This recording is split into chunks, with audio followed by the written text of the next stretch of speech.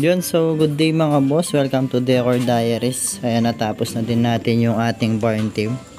Sa lahat ng gustong mag-inquire, ayan, pa-follow naman sa Facebook page natin na Decor Diaries. Ayan, around Pampanga lang po kami, lalo na kaya Kabalenta mo, bisa akong pasalamat. Dakal salamat suporta kay Decor Diaries.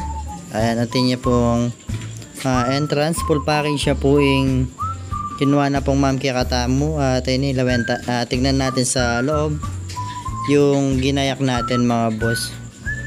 Ayan, sa mga hindi pa pala nakakapag-subscribe at bago pa lamang sa channel natin, ayan, welcome po kayo sa Decor Diaries. Ayan, meron po siyang ceiling, centerpiece, at yung kanyang backdrop nasa 8 to 10 panels po, pero ayan, bali sagad-sagad na po bali dun sa kanyang dulo-dulo mga boss, kaya halos 8 lang po o 7 yung nalagay namin dyan, or 8. Ayan mga boss yung barn.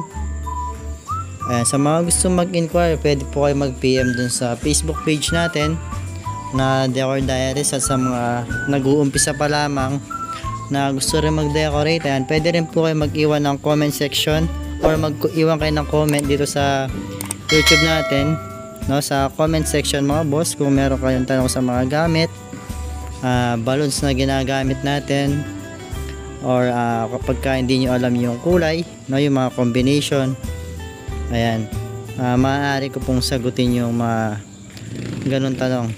So ayun, pasuporta na din po dito sa ating YouTube channel. Huwag nyo kalimutang i-like, paabutin naman po natin ng kahit 10 likes lang yung video natin na to. At huwag nyo rin kalimutang mag-subscribe. So ayun lang, maraming salamat po sa lahat na nag-i-inquire dito sa amin na Decor Diaries. Ayan, lalo na karang Kikatamong Kabalen, kayong Pampanga. Ayan, ingat kayo palagi at God bless po kaya kayo.